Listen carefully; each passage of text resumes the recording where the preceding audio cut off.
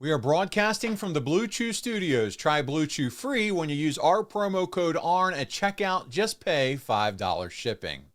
Hello and welcome to ARN. This is Paul Bromwell, and today I'm joined by the Hall of Famer, the founder of the Four Horsemen, the creator of the Spine Buster, and a man who is the consummate professional, whether in the ring dishing out spine busters or on this program shilling Bluechew. Ladies, especially the First Lady of the Arn Anderson Fan Club, and gentlemen, it's my pleasure to introduce the enforcer, AA Arn Anderson. Arn, how are you this week? You know what? It just occurred to me you're wearing Denver colors. Did you know that?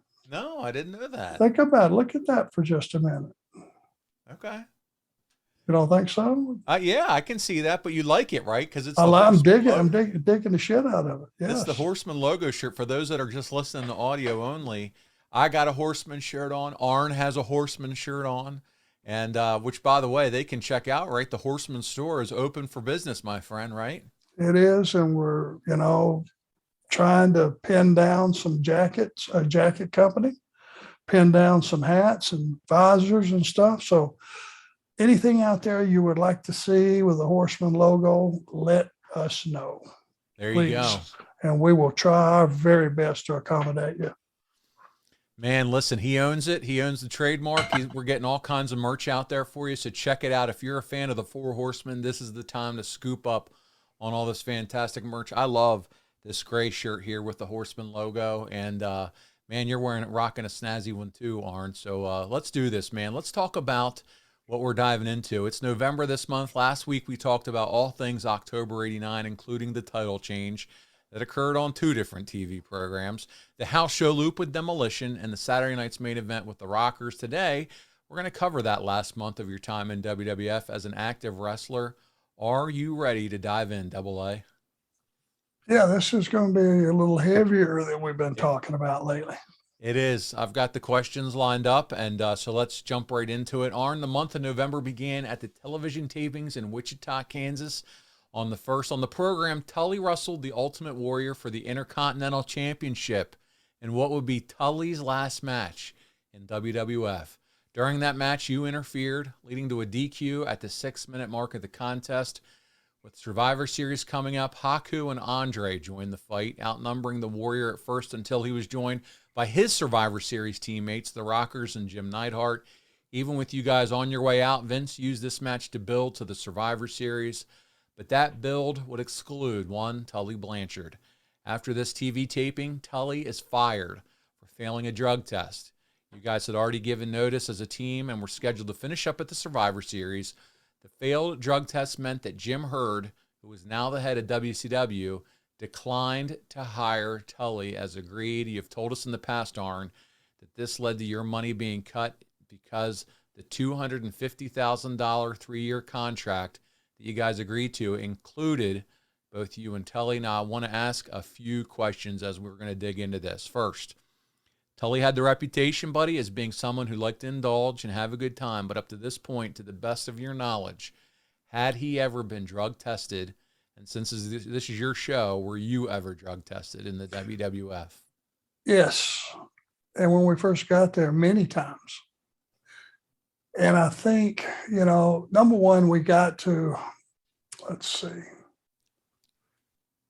what was that town right outside of Chicago? Rockford. We actually got to Rockford. And in the morning, I guess he got they let him travel to the town. And they called him at his hotel, found out where he was staying. And then he called me and said, well, they're sending me home. So we got the gut punch early in the morning, mid-morning. So I was flabbergasted. What are you going to do? So he went home, got to TV, found out he had failed a drug test. The only hook in the whole thing, though, was they busted him not on the last drug test that he had, but the one before that. And I couldn't figure out how do they bust you? Why wouldn't they have busted him on that one at the time? You know what I mean? Why did they let him continue to work? And it was the next one. There was another one. It was very, very confusing, but they sent him home, and then that started a whole new chain of events. Well, let's continue to dig in here. So when the decision's made to fire Tully immediately, and you knew that you were going to finish up at Survivor Series, what was your reaction, thoughts, or recollections of when you heard the news that Tully was gone? What's just take us back there to that moment for you, Arn. Well, it was hard. It was tough. It's one of those things that I think in his mind, he was just going to go ahead and go home, ride out the rest of his deal at home. Of course, he wasn't going to make any money. They weren't going to pay him anything. There was no guaranteed contract. So they were going to send him home. And then I'm thinking, okay, what does that mean for me? Because in those days, if your partner got fired, sometimes that could completely kill your whole deal. Right. You're just, blowing in the wind out there. I never failed a drug test. There was nothing to fail. I wasn't on the gas. I wasn't using any illegal drugs. Did some serious drinking during that time, but as we know, that's legal. And found out they were going to finish out the bookings. We were booked with Demolition most of the rest of that month, if I'm not mistaken. Yeah. So they were put Haku as my partner. That's right.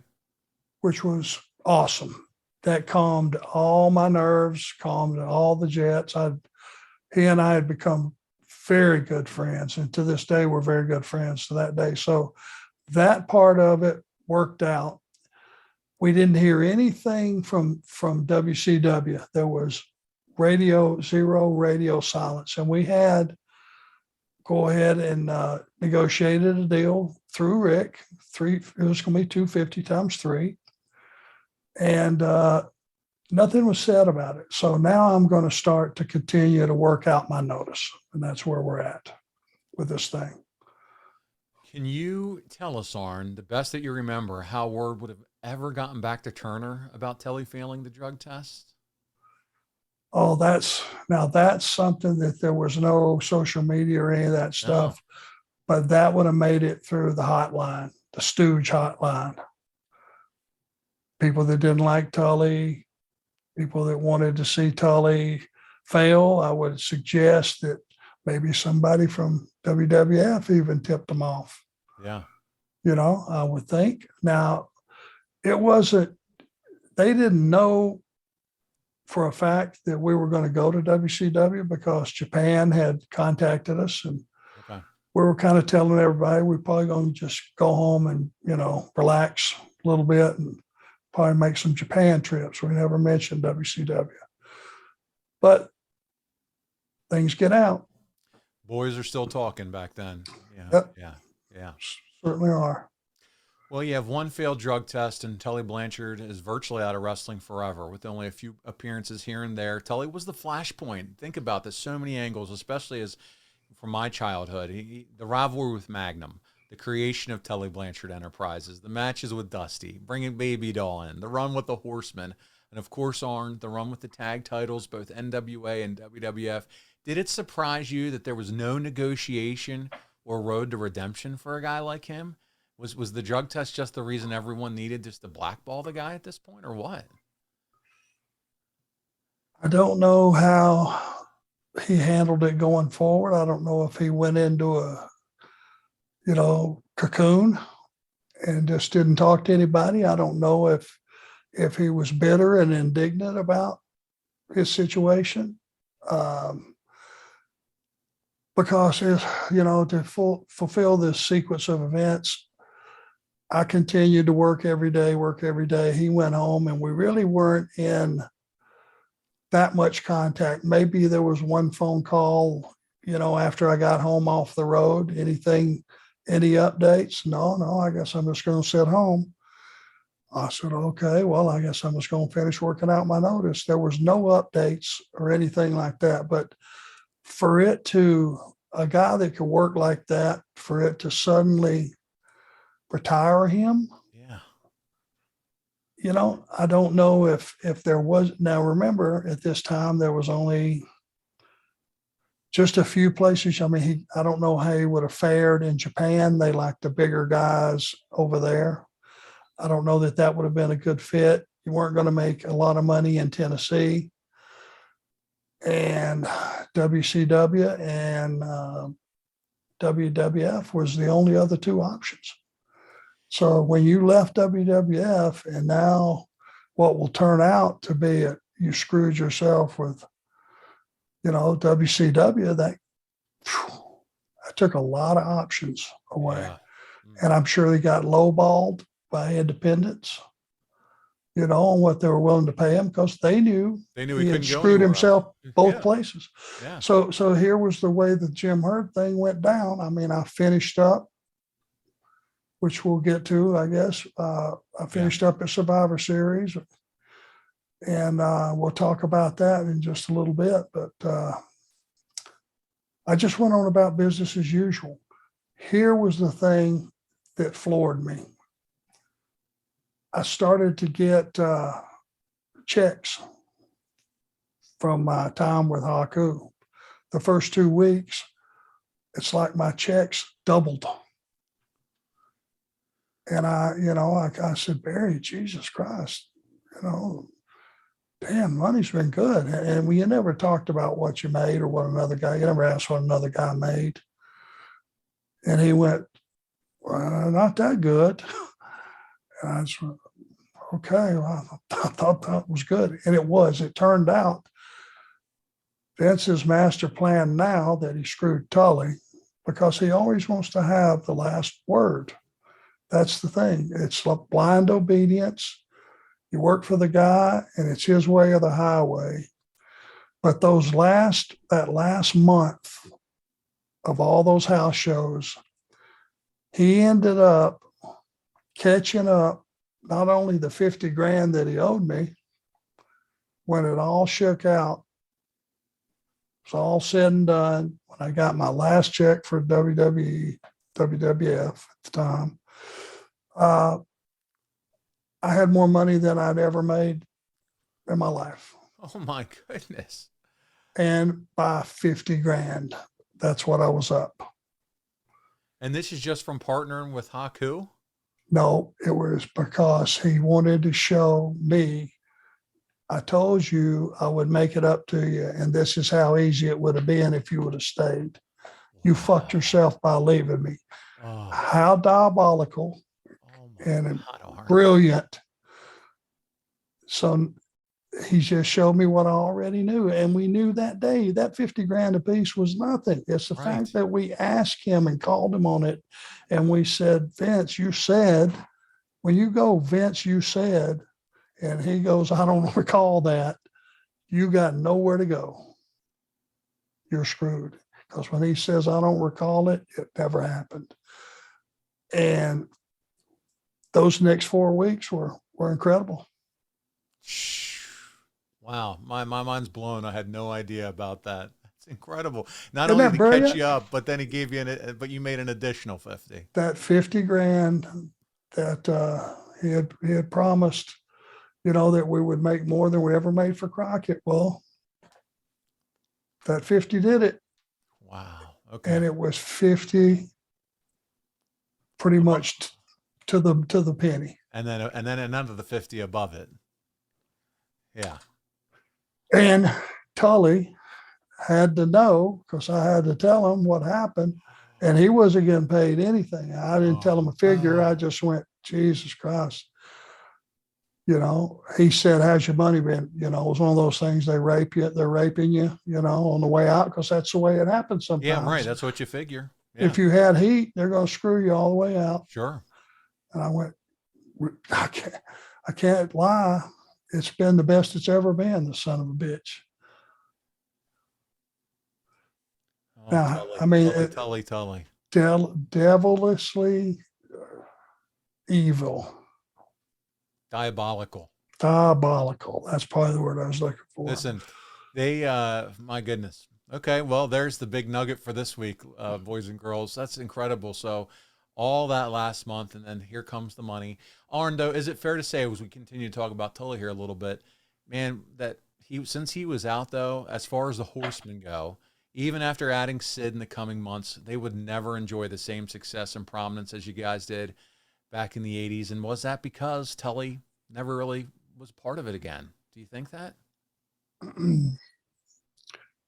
Even though there were tremendous performers and we tried to restart it a few times, but it was never the same that it was with Barry, I thought, first go around, and Ole. It never was quite the same. It just wasn't. And not having Tully as an option anymore. Yeah.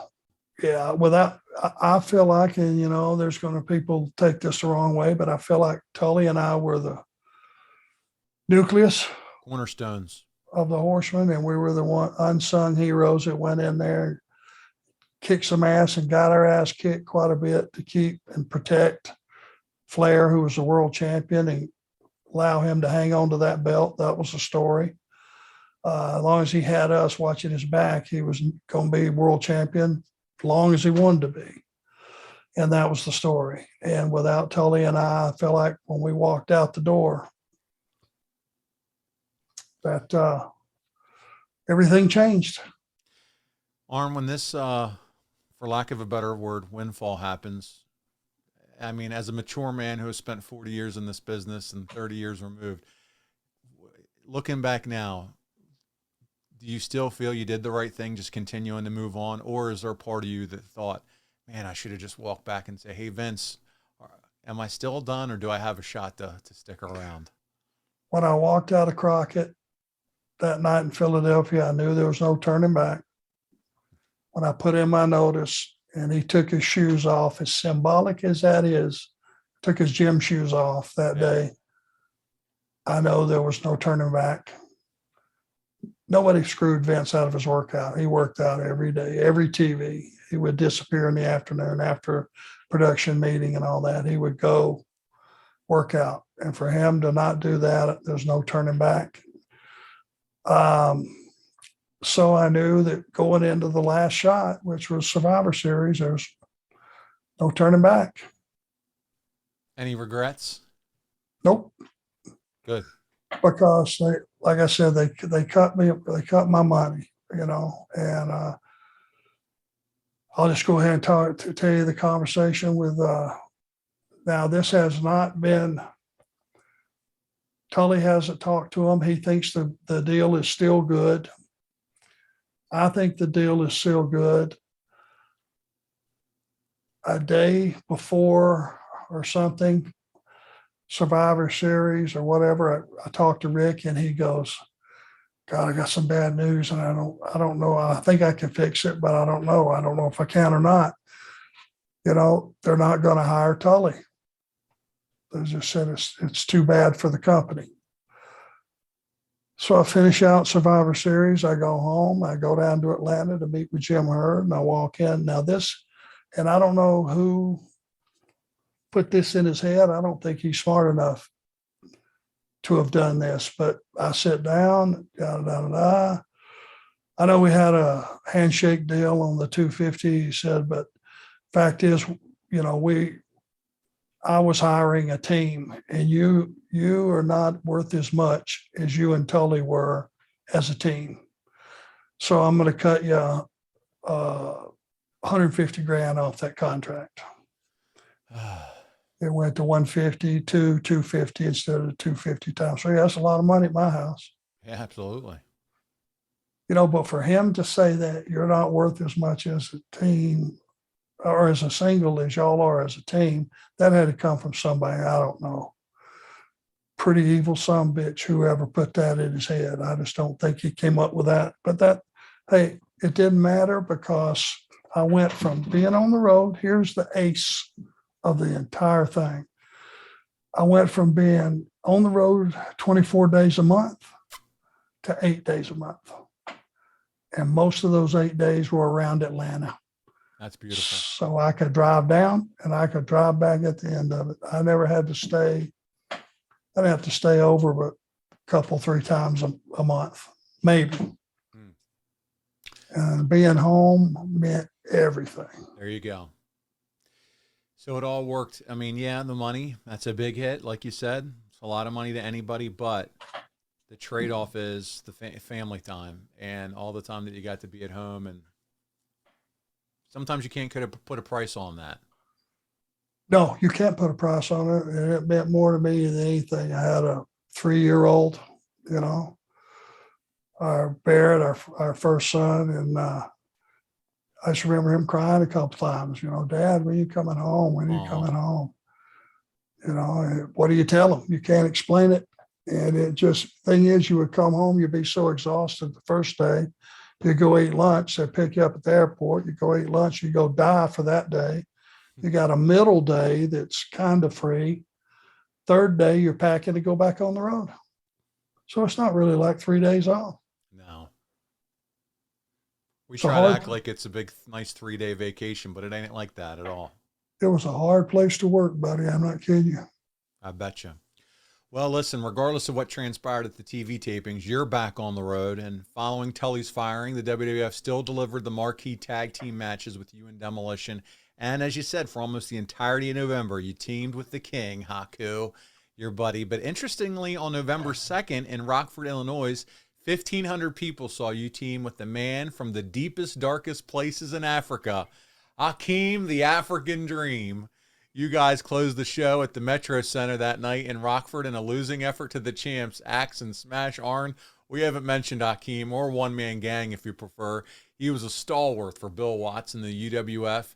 And man, an athletic heel that drew money, as JR reminds us about Big George from time to time. I know this one match, but can you share any memories of working with Hakeem or even something about your time with him as you guys would share a locker room?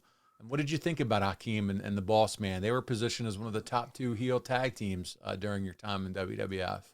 Dang was huge, man. He was about what was it, 6'9"? Yeah, 6'9" had to be. He's a big 400 old boy. pounds. Yeah. Yeah, And again, I was reeling. That was the day in Rockford that I found out Tully had been sent that's home. right. That's right. I go to the building, I'm reeling. Now I find out, you know, I felt bad for him because my head, that was one of the few times my head was not in the game because I was just trying to figure out okay, now they're going to put the boots to me. You know, if they sent him home for a drug test that was 2 drug tests ago and all this stuff. Now I start getting paranoid. Yeah. And I don't remember the match, to be honest with you. I'm sure my head wasn't there. I hope True. I wasn't too bad a partner for him. But he was hardworking son of a gun, boy, and a good guy. Really was a good guy. Well, Arn, on the 3rd in Peoria, Illinois, 3,500 people attended matches at the Civic Center in the middle of the card, and I mean smack dab in the middle of it. Demolition defeated you and everyone's #1 badass and sweetheart of a guy, Haku.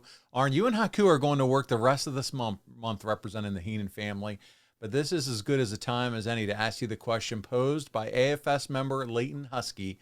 And he says, Arn, what was Haku like to work with, considering he's known as the most legit shoot fighter in the business? Does he live up to what people say? And did you travel with him? And if so, what was he like? Sweetheart.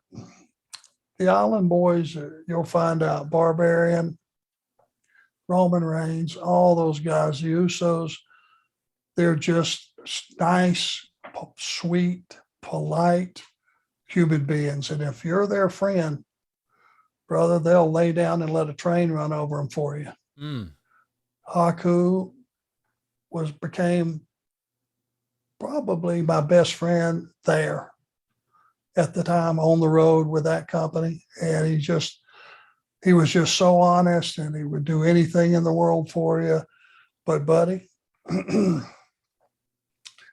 it came to chopping and such, combat, he brought it.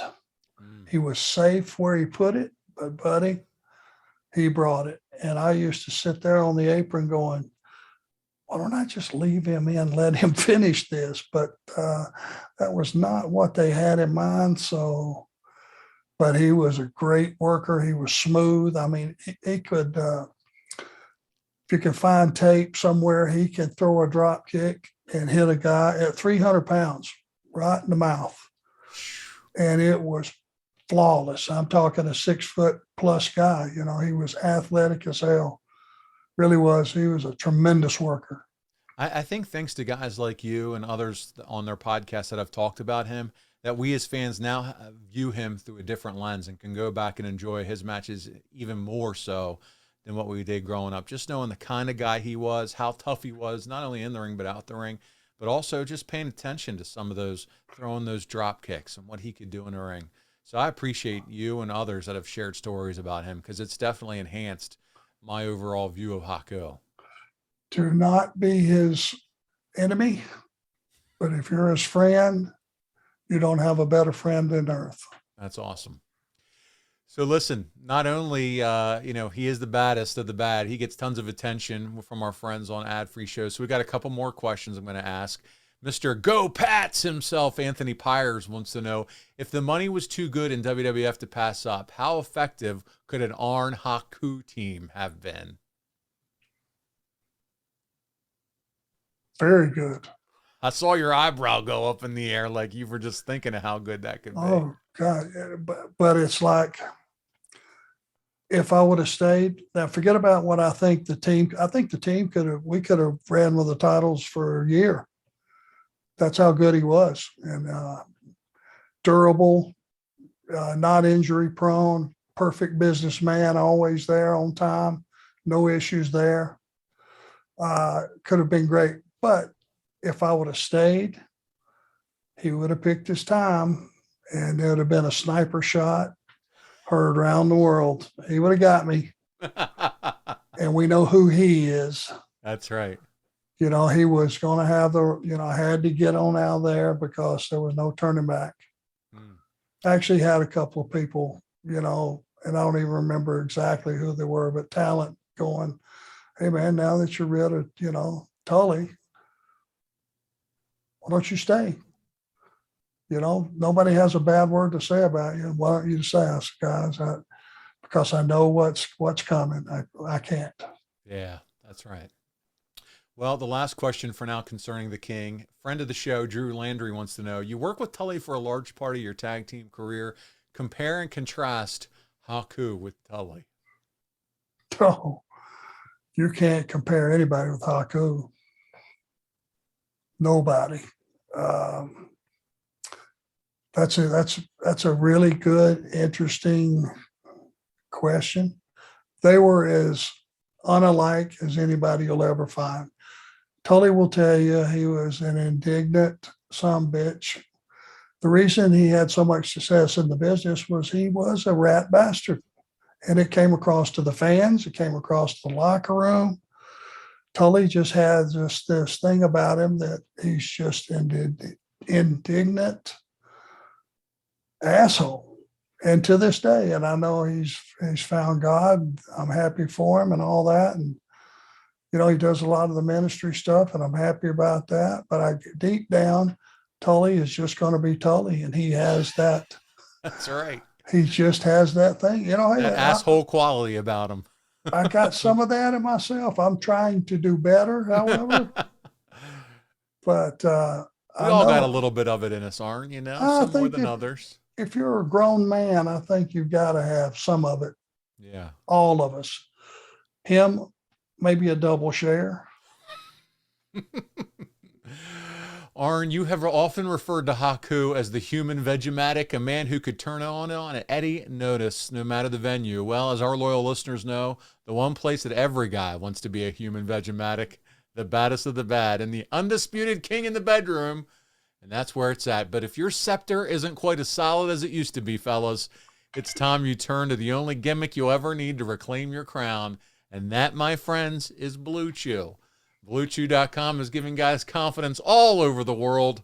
Isn't that right, Arn? I'm glad these things weren't around and that he took them and went to the bar. And some group of hillbillies or some bikers, I don't give a shit, football players, a group of grown men, whatever walk of life they came from, would have popped off to Haku with a couple of Bluechews in his system. Look out. Mass murder. He already came close to that as it was, let alone without Bluechew. Yeah, brother, he is. There's stories of him and 5 or 6 cops taking 7 or 8 cops to get him cuffed. Just bit a guy's nose off. I mean, don't mess with Haku, Listen, please.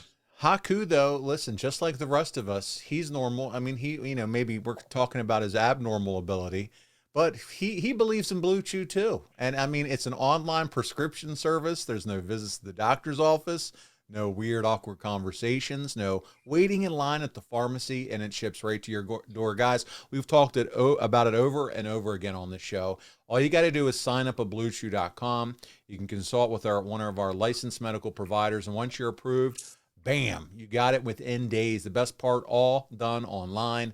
Don't like swallowing pills? No big deal, guys. Listen, they have it in chewable form too. There's all kinds of reasons why we can't perform. It could be age, it could be anxiety, maybe it's a medical condition. Arn, I know you've heard about performance anxiety. It's just not in the ring though, pal. It happens in the bedroom from guys all across this great country of ours. Well, it takes it out of your hands, doesn't it? Blue Chew just provides the stimulus and you ain't got no choice. Now, unless you want to look mighty stupid walking around your living room with a boner, you better time the shit and plan it for bedtime and get in your room and lock the doors. You said it takes it out of your hands. Well, it could put it right back in your hands if that's how you want to enjoy your Blue Chew too. Listen, bluechew.com. Here's the special code for our listeners. Arn, that's the promo code you want to use at checkout. Just pay $5 shipping. That's bluechew.com, promo code Arn to receive your first month free. Go to bluechew.com for more details and safety info. Arn, you and the uncrowned heavyweight champion worked the next day in Schofield, Wisconsin at the D.C. Everest High School gym. Yes, that's correct. You're at a high school gym. And the crowd was treated to Demolition battling you and Haku. On the 5th in Madison at the Dane County Coliseum as part of a matinee show, you and Haku took on Demolition in one of the featured contests of the event. Later that day, again, double shot with a live event in Illinois at East High School. The fans in attendance watched Demolition beat you and Haku. And we know that Haku and Andre will defeat Demolition in December for the tag titles as the Colossal Connection. Did these matches with you not only serve to get the match with Demolition in the ring due to all the advertising, but also serve, in your mind, Arn, to get Haku ready for Demolition, since he would be the one taking most of the bumps, let's be honest, and giving most of the offense once he's paired with Andre, who obviously is aging, hurt, etc. Well, I think there was some planning there. Yep. 3 high school gyms for the WWF coming to town. Isn't that something? That's a C show. Yeah. I guarantee it. That's a C show for those towns. Now, Barry is getting paid. Here's the trickery. Barry and Bill are getting paid off of those houses. How much could it be being high school gyms? That was by purpose. Now, they were going to pay the price. I was getting twice what they were getting. That's what's amazing to me. You're talking about how much you got paid that month, and yet we're talking high school gyms. That he wanted to slap me in the face with it. He didn't want me to go, well, I wonder if, no, it's crystal clear. He is overpaying me, knowing I'm going to tell Tully, I'm going to tell Demolition, anybody else that hears about that, because I was getting paid a lot more than I should. And those towns, the whole time I was there, we were never in 3 high school gyms. No. And then, buddy, right after that, you're 5 days off the road. Yeah. 5 days. So now high school gyms, and then 5 days off the road. So you've absolutely nailed it on what he's trying to do here. You guys come off the road. You're back in the Midwest. This time you're in Columbus at the Ohio Center, and you and Haku would wrestle Demolition in a more appropriate position, second from the top. The main event saw Macho King take down Hacksaw Jim Duggan after Macho hit Duggan with Cherry's loaded purse. Gotta love all these angles from back in the day. And then on Veterans Day, November 11th, the crew traveled to the Boston Garden to perform in front of a modest crowd of 5,500. The lineup that night looked like this, Arn. Here we go. You got Paul Roma pinning Iron Mike Sharp. You got Mr. Perfect, Kurt Hennig, pinning Jimmy Snuka. Tugboat pinning the Brooklyn Brawler. Randy Savage pinning Jim Duggan, Dino Bravo pinning Jim Neidhart. You got the tag team champions Demolition defeating Arn and Haku, and you got Jake Roberts defeating Ted DiBiase via DQ when Virgil interfered. So that's a pretty stout card again, loaded with a lot of Hall of Fame talent. The next day, you guys would wrestle in a town and venue that you're very familiar with, the Scope in Norfolk, Virginia. 4,000 fans attended that matinee show. Featured you and Haku working with Demolition, third from the top. The good news is, though, buddy, this is a Hogan card. Hulk defeated Bad News Brown in the main event, and Dusty pinned the Boss Man in the semi-main for that evening. I know we have not spoken about Bad News Brown previously. Did you ever run into him before your time was up in the WWF, Arn? I know he had a reputation as a legit tough guy. Yeah, he was there on just for a short time when we first got there, but his reputation preceded itself. He was a badass. You never mess with Bad News. Well, you guys then are back in Ohio, the same state you worked 2 days earlier. So there's that. You and Haku wrestled Demolition in Dayton at the Hara Arena. This time you are back on the Warrior card as he worked Andre that night in the main event. And Jake Roberts would defeat Ted DiBiase second from the top. Double A, once again, we see the schedule is having you crisscrossing the country at a frenetic pace. The stand in line and hurry up and wait routines are in full swing, which you talked about earlier, and you guys have to be running on fumes. Rest, meaningful rest, came at a premium back in the golden era. But now that you've slowed down, Arn, we know that you have no problem getting a restful night's sleep thanks to our friends at Chilisleep. Chilisleep makes customizable, climate-controlled sleep solutions that help you improve your entire well-being. And Arn, we've said it over and over again on this show, a good night's rest is so important. And I know you're a big fan of keeping it dark and cool every night. Imperative. If you're going to go through life and still, I'm 63, I can't do all the stuff that I used to do, but if you're going to have a quality life, you want to work out pretty much 5 days a week, whatever it is, you're going to be traveling airports and not getting a lot of rest. Important that when you are home, that you get the best rest you possibly can. Buddy, Chilisleep has solutions for all our listeners. Listen, they make the Uller and Cube sleep systems, hydropower, temperature-controlled mattress toppers that fit over your existing mattress to provide your ideal sleep temperature. And if you want that extra layer of comfort, they also make the Chili blanket, the only weighted blanket that can also be paired with a control unit for the ultimate sweat-free sleep.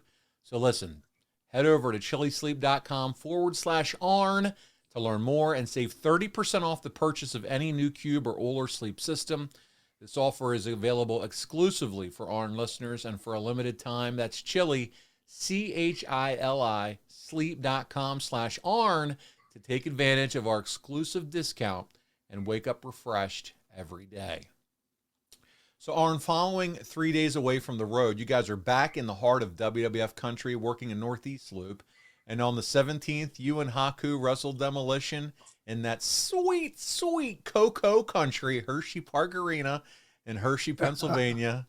Just like you like it, that Hershey bar in the almonds. I'm sure you grabbed one while you were there. You guys are back on the Dusty Boss Man and Piper Root card. So, again, there's lots of talent on this loop. And, of course, as is well established, if you were able, and as I said earlier, I'm sure you grabbed that Hershey with almonds. But then it's November 18th. It's the B-Town crew. You worked at Meadowlands in East Rutherford, the same venue you guys sold out in August for SummerSlam. This time, though, there's 5,500 fans, and they showed up for a matinee show. Believe it or not, Arn, you and Haku worked with Demolition, fourth on a 9-match lineup. Did you hear me? Fourth on the card. Working our way down the ladder of success. Here's the card. You ready? Mark Young defeated Bob Bradley, whoever those two guys are. Whoa. You know who Young Mark is? Young. That's Youngblood, right? That's Chief Strongbow. Jay Strongbow's Strongbow's son. That's it. Mark Strongbow. That's right. Then you got Boris. I almost called him Ham and Eggers. The great Bobby Heenan. Boris Zukov pinned Al Perez. You have the Canadian Hulk Hogan, Dino Bravo, pinning Jim Neidhart. And then this is where you guys are. Demolition defeating Arn and Haku. Then after you, it's Bret Hart who fought Tito Santana to a double countout. Dusty pinning the Boss Man. Honky Tonk Man defeating the Red Rooster, second from the top. And then Roddy Piper fought Rick Rude to a double DQ in a lumberjack match. So there you go. But you guys weren't done, man. Guess where you headed from there? Back to the Philadelphia Spectrum to complete the double shot. The same exact matches as earlier in the day took place. This time for this crowd, you and Haku went on third from the top against Demolition. Is this the decision to switch up the order of the card in Philly a result of the reception earlier in the day? Or do you think the road agents are aware Philly loves them, some Arn Anderson? They know who you are. They're big fans of your work, and they wanted to see you in more of a prime position. No, that much thought didn't go into it. I'm trying to give you some credit here. There is no rationale to that. That was a B show, right? How many people did it say? It doesn't give us. They didn't, in history didn't give us the. So it wasn't great. Yeah. It was. If you look at the underneath stuff, there was no angles there. That was just hodgepodge of matches. So it's just them shuffling the deck. That's it. Yeah. Well, the following day, the card and lineup would change once again. This time, you and Haku opened up the event. You were the openers at the Maple Leaf Gardens in Toronto against the Hart Foundation. What a treat that's got to be for our friends in the North. Interestingly, the main event featured the Ultimate Warrior and the Boss, Andre the Giant, in a steel cage. Hopefully, Warrior was on his best behavior for that one. But the rest of the card here is worth mention as well. Remember, this is just one day after the Philly show on the same loop, because you got Brett and Jim they defeated you guys, you and Haku. Then you had Earthquake defeating Richard Charland. No clue. The Brooklyn Brawler defeated Al Perez, who was here with the WWF at the time. The Genius defeating Jim Powers. You got Rick Martel defeating Brutus Beefcake. You got Mr. Perfect defeating Jimmy Snuka. And then you had the Warrior defeating Andre in a steel cage match. No offense to some of these guys, but this one just doesn't seem to have the same sizzles the night before. But that's the lineup for this card. Cold matches. There's no angles, just booking names, and that don't really do it. Good point. No angles, just matches. The following day, you're at the Market Square Arena in Indy. WWF recorded syndicated TV. Of course, Arn, you're not on any of the television shows since you had given your notice. Were you still expected to show up at TV by the management, even though they knew they weren't going to use you because your departure was imminent? Oh, yeah. And they wouldn't tell you if you're working or not till late in the day. So you'd have to stay. Oh. At least till showtime. They would hit you with that. Well, stuff always changes. Yeah, just to keep you hanging around. They weren't going to put us on TV because they weren't going to put us over. And if they're just going to beat us to be beating us, that was a conversation they probably didn't want to have. So. Well, Arn, nobody I talk to on a weekly basis knows better than you do about the challenges of living on the road. Your travel scheduled back in the golden era required adequate and reliable transportation of some kind, be that in the air, on the open road. And unfortunately, 30 years ago, there was no peace of mind or guarantee that you could leave your house with. Thanks to our partner Carshield, this is no longer the case for our loyal listeners. Carshield is the #1 auto protection company in the U.S. and offers protection plans for around $100 a month.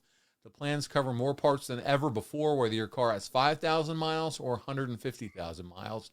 And let me tell you how simple it is to get your car fixed. When you need a repair, you choose the mechanic, and Carshield's administrators handle the rest. That's it. You don't have to deal with the paperwork or headaches. You're taken care of. Same goes if your car breaks down and you're stuck on the side of the road. Plans through Carshield also include coast-to-coast roadside assistance.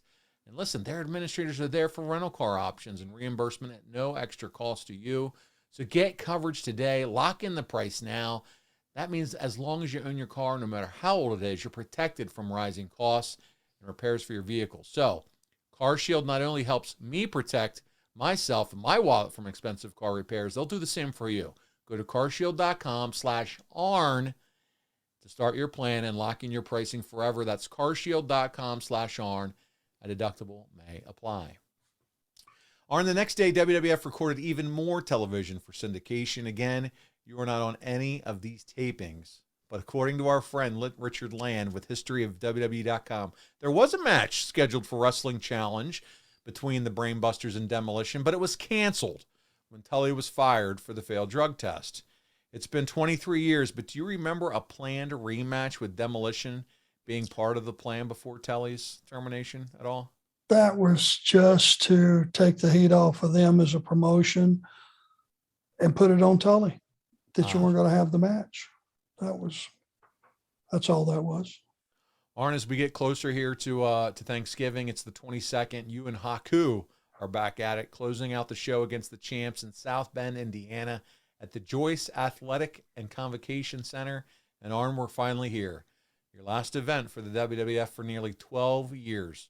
Survivor Series 1989 took place in Chicago, the American home of professional wrestling at the Rosemont Horizon.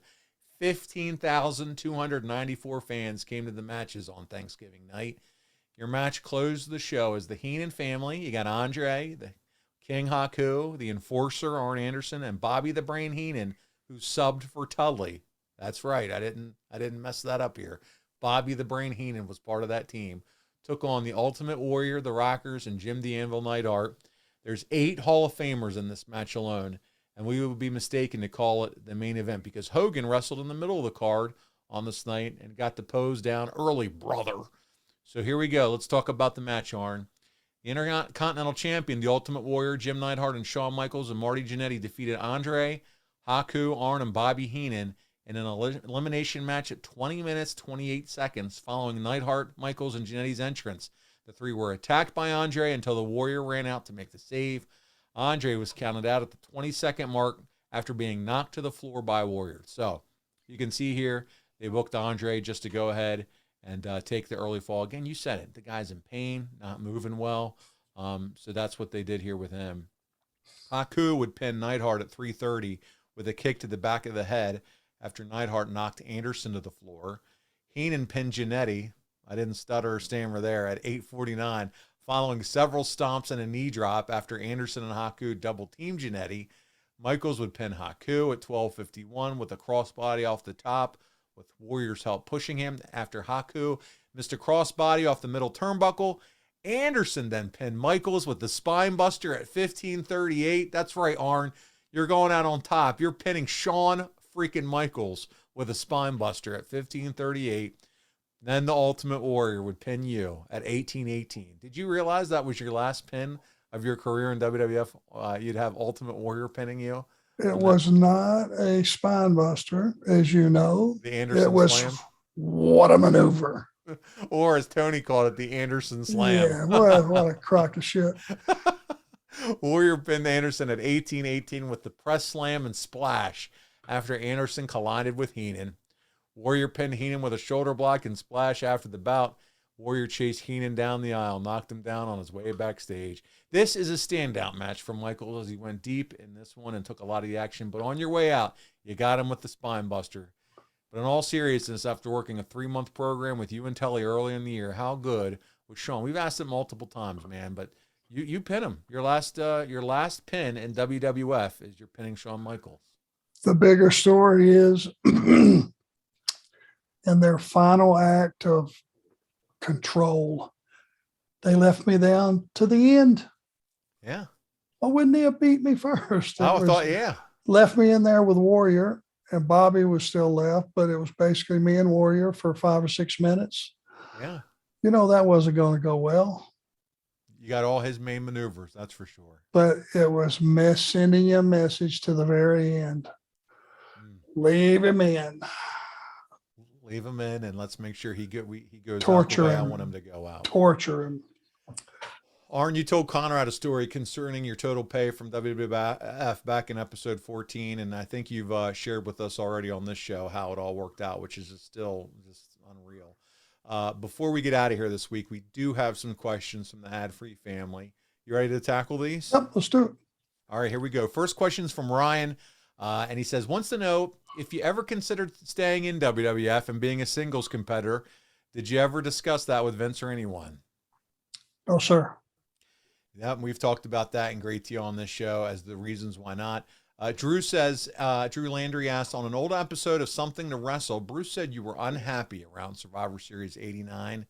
Is that true? Were you unhappy with Cash, creative, Tully's firing, or was it just a combination of all of it? Well, it was cash till they swerved us on the payoffs, swerved me on the payoffs. I was traveled to death. Um, and I was disappointed in the fact that what I thought was going to be another screw job uh, on my money on the way out. So, I had been lied to, I thought, by the boss, and I had been lied to. He just made it right because he could. So he looked so that he came out of it looking like a man of his word, technically. Sure. Our buddy Money Michael McClanahan says, what did Arn learn from his time in the WWF that he took back with him to JCP? Is there anything you would change looking back at your run? So is there anything you took away from you as you kind of left that organization on your way back to WCW? Don't trust anybody. DTA, the old Stone Cold Steve Austin phrase. There you go. Yep. Our man Phil Hood asks, Arn, you worked all 4 of the main pay-per-views in your year at the WWF. Which was your favorite and why? Probably SummerSlam with the Hart Foundation, because we were on first. The crowd was fresh, hot. Those guys, we had enough time opening the show. Crowd was awesome, and they were a good team. We enjoyed working with them. All right, now good stuff there. We just went through that match. What a classic it was. Mike's up next. He says, I have a fun question for the Enforcer. Were there any teams in WWF you thought would have fared better in the NWA after working with them, or vice versa?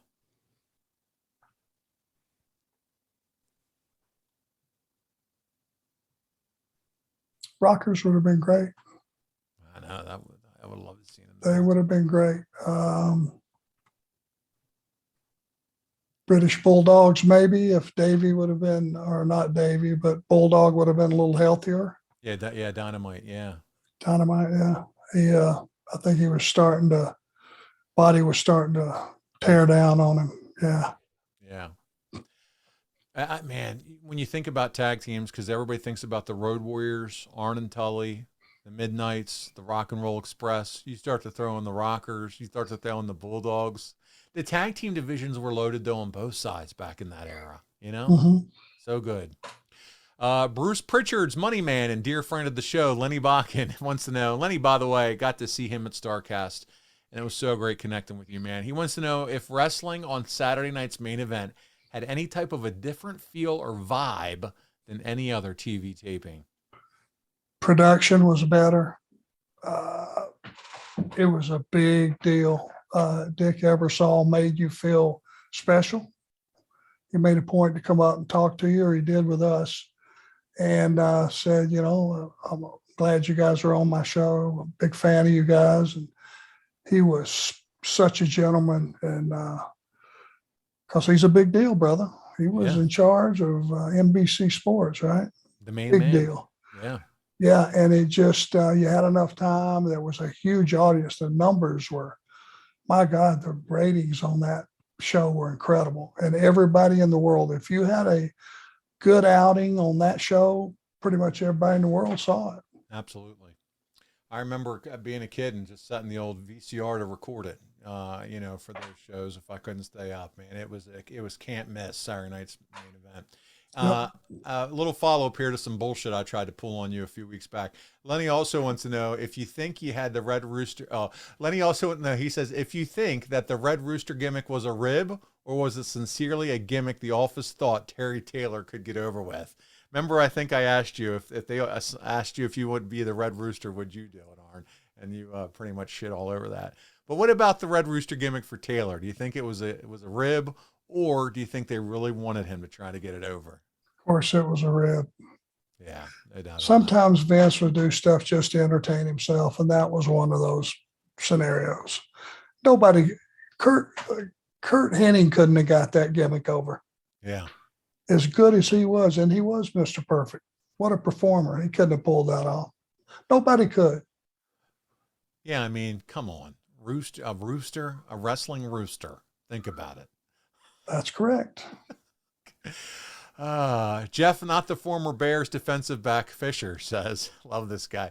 Arn, enjoyed meeting you and Paul at StarCast. Man, I enjoyed meeting you too. He was in the Bret Hart line, and I'm walking by, and he turns around and goes, "Are you Paul from host Arn?" And I'm like, "Yeah, buddy." And then he introduced himself.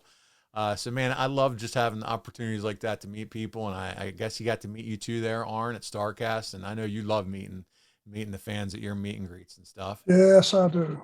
He said, had Tully not almost entirely left the business for many years after the WWF run, what do you think the 1990s would have looked like for him in pro wrestling?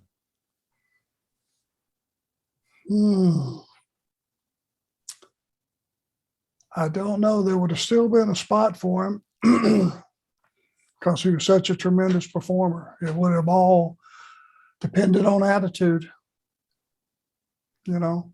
Yeah, it's hard to say. It just depends on his outlook, right? Yep. It could have been as good or as bad as he wanted it to be, or the way he handled it and how it turned out. All right, 24/7, 365. Heel in real life. Eddie Prather wants to know, how stiff was the Warrior during the Survivor Series match that you worked with him, and how much did Bobby Heenan hate working with the Warrior? Everybody hated working with the Warrior. I never heard anybody say they enjoyed it. I'm sure they enjoyed the money. That's a money slot, but I don't think they enjoyed it. I mean, he would clothesline you in the mouth, pick you up just to drop you into a press slam or something, drop you cockeyed or whatever it may be. Let's just say he wasn't an artiste. You know, he had some issues with Rude in the ring. Yes. We know how that turned out, but you know, a lot of guys, you know, I only worked with him that one time, I think, was at the end, and he didn't do anything dangerous. Let's just say he was probably about blowed up. Yeah. At that point of the match, anyway. Yeah. So he was just going to try to finish it out without doing anything sloppy, I guess. But he didn't get me. But I saw nights when I would watch at the curtain and go, God Almighty, why would you just clothesline somebody in the mouth? I mean, move it down 6 inches. Exactly. Come on. It's not that hard. Brian Fuller wants to know, if the money would have been what it was promised to you and Tully, and Tully was still let go, what do you think WWF would have done with you if you decided to stay? Possibly a new tag team, or make you into a single star with a new gimmick? I mean, they already had the Red Rooster. Could they have made you the Blue Peacock since, you know, working with NBC? I mean, what do you think? You ain't going to make me nothing. I'll get my ass out of there. How about that? I just wanted to have some fun with you, Arn. But let's be serious. So say you stay. Say you do. Do you think they would have kept you as a tag team performer? Who knows? You honestly don't know. Honestly, I truly believe once we asked for our release, there was never another thought of, hey, could we repackage this guy? Can we salvage this? Can we make this beneficial to him and us? I guarantee everything just shut down. So symbolic, him popping those laces on his tennis shoe, taking it off. Yeah. So symbolic. Gotcha. Stephen Hayes, he's asking all the right questions, Arn. He wants to know if there's any chance we get some type of 4 Horsemen stable in AEW. Probably not.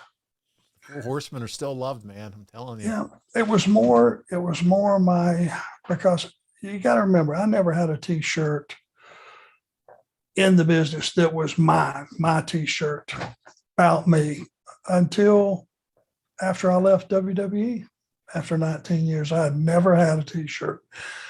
And I had so many people go, man, I used to love those Horseman jackets, and I used to love those sweatshirts and, you know, all that Horseman gear, the T-shirts, you know, and I wanted to just provide that for the fans that live through that area, because mostly people that, when we have these Comic-Cons and stuff and signings, the people that come through my line are your 50-ish and on down to about 20. And that's the people that lived my career with me. And, they said, that's the first thing they say, what's Ole doing? Man, I loved y'all. When y'all were the Horsemen, y'all were the shit. And they're right.